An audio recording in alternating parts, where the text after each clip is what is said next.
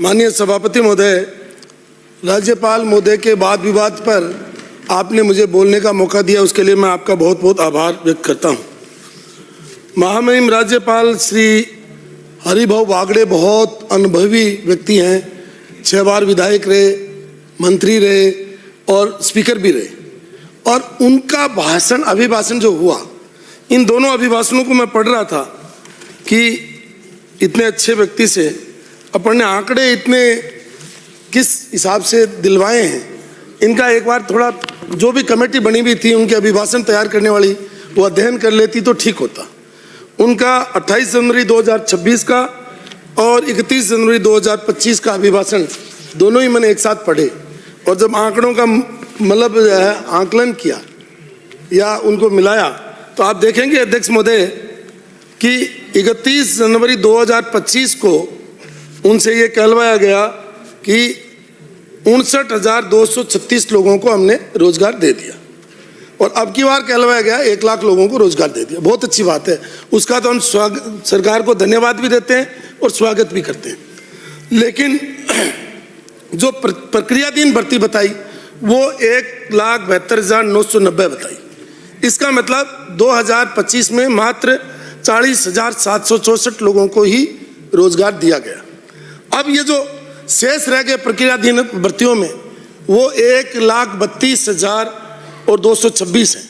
और उनको अगर अपन देखें तो इनके आंकड़े, अगर अब इन सब आंकड़ों का अगर अध्ययन करें अध्यक्ष महोदय, तो उनमें विरोधाभास है।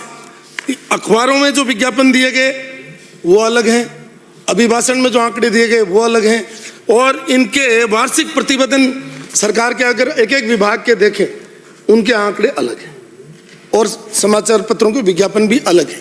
तो मेरा ये निवेदन है अध्यक्ष महोदय कि सरकार जो काम कर रही है, अच्छा काम कर रही है तो उसको अच्छा प्रस्तुत भी करे, लेकिन उनके खुद के आंकड़ों में विरोधाभास नहीं होना चाहिए। मेरा एक आपके माध्यम से सरकार से निवेदन है। मैं सरकार को भर्तियों के लिए तो धन्यवाद दे रहा हूँ, लेकिन अभी ये माननीय भजनलाल जी के फोटो के साथ में जो विज्ञापन दिए उन विज्ञापनों को देखें तो वो अलग आ रहा है, इनके आंकड़े अलग आ रहे हैं। तो आज मैं ये सारे लेकर के आया हूँ। और अभी ये मैं शिक्षा विभाग का माननीय अध्यक्ष महोदय प्रारंभिक शिक्षा पंचायत राज का पढ़ रहा था। अब बहुत अच्छी बात है, इधर से जो हमारे भारतीय जनता पार्टी सरकार नीत लोग कहते हैं कि कांग्रेस ने इस राज्य को खराब कर दिया, कांग्रेस के लोग कह रहे हैं कि भारतीय जनता पार्टी के लोगों ने खराब कर दिया। हम कभी इधर बैठते हैं, कभी इधर बैठते हैं, ये अलग विषय है। लेकिन राजस्थान तो अग्रणी प्रदेश होना चाहिए ना माननीय सभापति महोदय। तो इसी प्रतिवेदन को देख करके मुझे ऐसा लगा कि राजस्थान, अगर हम देखें, एक ये प्रतिवेदन 2025-26 का है। माननीय सभापति महोदय, मैं आपको सरकार को, माननीय मंत्री जी विराज रहे हैं, कम से कम ऐसे आंकड़े तो नहीं दें कि राजस्थान में हम साक्षरता की दृष्टि से राजस्थान सबसे नीचे से पहला है। मतलब हम आखिरी राज्य हैं, मतलब जो है 35वें राज्य हैं केंद्र शासित, नहीं आखिरी राज्य, सेकंड राज्य नहीं, ये सर आंकड़े रहे, आखिरी राज्य हैं। इसके बाद तो सीधा ही भारत का एवरेज आ जाता है। आप जो सेकंड का कह रहे हो वो अलग आंकड़े हैं। तो मेरा ये कहना है कि जब तक राजस्थान आगे नहीं बढ़ेगा तब तक राजस्थान के लोग, हम सब मिल करके राजस्थान के हितों के लिए काम करने के लिए हर सरकार तैयार रहेगी। इसलिए इन आंकड़ों का शुद्धिकरण भी कर लें।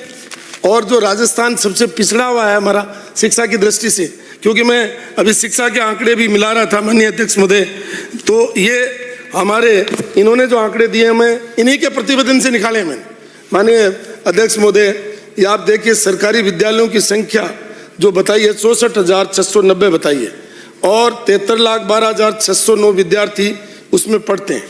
और प्राइवेट स्कूल्स जो हैं उनकी जो निजी विद्यालय हैं वो हैं 34,743, यानी 34,743 विद्यालयों में तो पढ़ते हैं 88,83,708 स्टूडेंट, और 64,690 में पढ़ते हैं 7,31,000। यानी ये जो 88,83,000 स्टूडेंट जो पढ़ रहे हैं उनको सरकार राजस्थान का नहीं मानती है। सरकार चाहे इनकी रही हो, मानिए कांग्रेस की रही हो या हमारी बीजेपी की रही हो, लेकिन वो सरकार जो प्राइवेट स्कूलों में जो बच्चे पढ़ते हैं उनको राजस्थान का नहीं मानती। आज जो लेटेस्ट आंकड़े हैं वो 1 करोड़ आंकड़े ऐसे हैं जो विद्यार्थी निजी विद्यालयों में पढ़ते हैं, उनको सरकारी योजनाओं का कोई भी लाभ नहीं मिलता है। ये भेदभाव राजस्थान के अंदर नहीं होना चाहिए।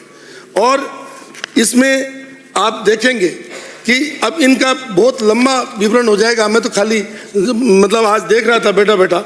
इसी तरीके से अभी हमारे उप मुख्यमंत्री महोदय और उच्च शिक्षा मंत्री महोदय विराज रहे हैं, मुस्कुरा भी रहे हैं और मतलब जो है इन्होंने भी आंकड़े जो दिए, इनके आंकड़े देख करके भी मैं काफ़ी अचंभित हो गया। एक तो विश्वविद्यालय संबंध शिक्षा महाविद्यालयों की संख्या जो बताई है 11 विश्वविद्यालय इन्होंने बताए, और उसमें महर्षि मतलब हमारे ये देखिए पंडित दीनदयाल उपाध्याय शेखाटी विश्वविद्यालय सीकर भी खोला। उसके लिए तो पूर्ववर्ती सरकार को बहुत बहुत, वसुंधरा जी की सरकार को भी बधाई देते हैं। इस सरकार से हम आग्रह करते हैं, मुख्यमंत्री ये उप मुख्यमंत्री जी बैठे हैं, कम से कम पंडित दीनदयाल जी के नाम से विश्वविद्यालय चल रहा है, उसमें तो आप 1-2 लेक्चर तो लगा दीजिए। उसमें एक भी लेक्चर नहीं लगा रखा आपने और विश्वविद्यालय खोल रखा है और उनकी विचारधारा पर हम सरकार चला रहे हैं। तो मेरा हाथ जोड़ करके विनम्र निवेदन है कि इन विषयों को आप देखें। हालांकि आपके पास भी ये 11 विश्वविद्यालयों में जो संबंध महाविद्यालय हैं आपके लगभग 2203, आपने एक आंकड़े 2203 बताए, एक आंकड़े 3210 बताए। अब मैं तो समझ नहीं पा रहा हूँ कि 2203 सही है या 3210 सही है, या मतलब आपने जो छात्रों की जो संख्या बताई है 13,11,242 बताई है। अब आप ही के आंकड़े अगर देखें तो आप आगे इसमें कह रहे हो कि इनमें हम जो है इन महाविद्यालयों में जो छात्र पढ़ने वाले हैं उनमें से खाली हमने 2100 और 41 महाविद्यालयों की संख्या ही दी है। ये तो मैं आपसे पूछना चाहूँगा कि 1000 सभापति महोदय 1069 महाविद्यालय इनको सूचना ही नहीं दे रहे और सरकार ये मतलब किताबें छाप रही है। इससे जब बाहर का कोई व्यक्ति पढ़ता है कि साक्षरता में राजस्थान अंतिम पायदान पर है, शिक्षा में सारे 60% पद खाली पड़े और मतलब जो है 1069 महाविद्यालय आंकड़े ही नहीं भेज रहे, तो उससे राजस्थान के शिक्षा का स्तर और राजस्थान के रोजगार का स्तर पता।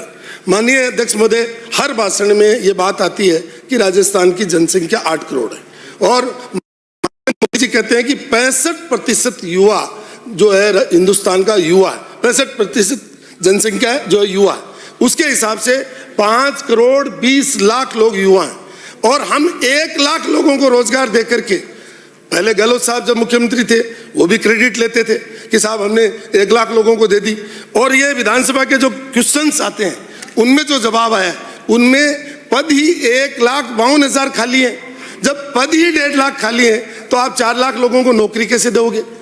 हाँ, यह है कि अगले 3 साल में जो रिटायर्ड लोग होंगे उनके स्थान पर आप नौकरी दोगे, और लेकिन क्या 4 लाख लोगों को नौकरी देने में अगर सक्षम भी हो गई सरकार, तो ये 5 करोड़ 20 लाख जो युवा हैं 35 साल से कम उम्र के हैं, वो बेरोजगार घूम रहे हैं, उनके रोजगार के लिए सरकार के मन में क्या मनसा है, ये विचार सरकार को अपने आने वाले बजट में इंगित करना चाहिए। क्योंकि जो भी वक्ता खड़ा हो रहा है वो ये कह रहा है कि ये सरकार का विजन है, और सरकार का अगर विजन है तो विजन पूरा आना चाहिए कि ये 5 करोड़ 20 लाख लोग जो बेरोजगार, उनमें से आधे लोग बेरोजगार घूम रहे हैं, उनके रोजगार के लिए सरकार क्या व्यवस्था करे। मुझे तो बहुत अफसोस हुआ, मैंने 3 क्वेश्चन लाया हूँ मैं विधानसभा में, जो जवाब दिए गए उन तीनों क्वेश्चन में भी मतलब जो संख्या बताई गई वो भी कम है। तो मेरा ये कहना है कि सरकार कम से कम अधिकारियों को अपना वार्षिक प्रतिवेदन प्लस जो माननीय महामहिम का भाषण है वो और प्रश्न के उत्तर दें, वो अधिकारियों को पाबंद करें कि कम से कम जवाब तो सही दें, जिससे सरकार का मतलब जो बदनामी नहीं हो। अगर इस तरीके का कंपैरिजन होगा तो माननीय मतलब जो है सभापति महोदय, मैं आपके काफ़ी बोलना चाह रहा था लेकिन आपने समय कम दिया, फिर भी मैं 2 मिनट ये चाहते हुए बोलूँगा कि एक बहुत बड़ी समस्या राजस्थान की है, वो है कस्टोडियन लैंड की, यानी हमारी निष्क्रांत भूमि की। इसके जो 5 कानून थे 2008 में उनका निरसन कर दिया गया और 2009 के अंदर ये सारी भूमि शिवाचक हो गई और इनमें कहीं मंदिर बना हुआ है, कहीं पर गरीब लोग बसे हुए हैं, कोई खेती कर रहे हैं। तो अब ये जो शिवाचक भूमि हो गई, उसके लिए सरकार कोई न कोई इस सदन में कानून ला करके उन गरीबों को आवंटन करने का काम करे, क्योंकि 1950 से 54 तक जो कानून थे वो तो निरसित हो गए। अब लैंड अलॉटमेंट के मतलब जो है एक्ट में जो प्रोविजन है वही बचे हुए हैं। तो ये जो भूमि है, निष्क्रांत भूमि, ये पूरे राजस्थान में है, उनके लिए नए नियम बना जाए। माननीय अध्यक्ष महोदय, मैंने 1.5 मिनट ही मांगा था। दूसरा मेरा निवेदन ये है कि ये जो पेयजल के लिए जो जल जीवन मिशन में जो हमारे CDS फेज 2 के CDS 3 में एक योजना हमारे functional house hold tap connection की लाई गई थी, उसमें 240 ढाणियाँ और 34 गाँव थे। वो आज भी 2022 से उस टेंडर पर फैसला नहीं हो पा रहा है, जिसकी वजह से लोग बहुत पीने के पानी के में परेशानी आ रही है। एक मेरा अध्यक्ष सभापति महोदय, जो अमृत 2.0 जो है, उसमें एक हमारा कार्यादेश बाकी है और शहर में लोग काफी पीने के पानी के लिए परेशान हो रहे हैं, डीडमना शहर में। और एक सबसे बड़ी जो ज्वलंत समस्या, लास्ट में निवेदन करूंगा, वो हमारे यहाँ पर माननीय अध्यक्ष महोदय, वो है सीवरेज के पानी की। उसमें जो ओएंडम जिसके पास है वो काम नहीं कर रहा है और पूरा शहर पानी से भर गया और अब रिवर्स पानी आने लग गया। हमारा प्रसिद्ध मेला मैदान है, उसमें भी पानी आ गया। और ये दोनों फेज 1 और 2 के जो सीवरेज की योजना है, मैं UDS मिनिस्टर साहब भी बैठे हैं, इनसे बार बार मैंने आपके माध्यम से निवेदन किया है। मुझे उम्मीद है कि वो इस पर ध्यान देंगे और जो शहर की जो समस्याएं, छोटी छोटी समस्याएं हैं, उन पर विचार करेंगे। इसी के साथ आपने मुझे समय दिया, बहुत बहुत धन्यवाद। माननीय अध्यक्ष महोदय, मेरे विधानसभा क्षेत्र के नायन गांव में ऐतिहासिक लक्ष्मीनाथ जी मंदिर में दिन दहाड़े चोरी हो गई, बड़ी चोरी हो गई और लोग वहां धरने पर बैठे हैं। क्षेत्र में हो रही चोरी की घटनाओं को लेकर सरकार संज्ञान ले। श्री रोहित बोरा। धन्यवाद सभापति महोदय।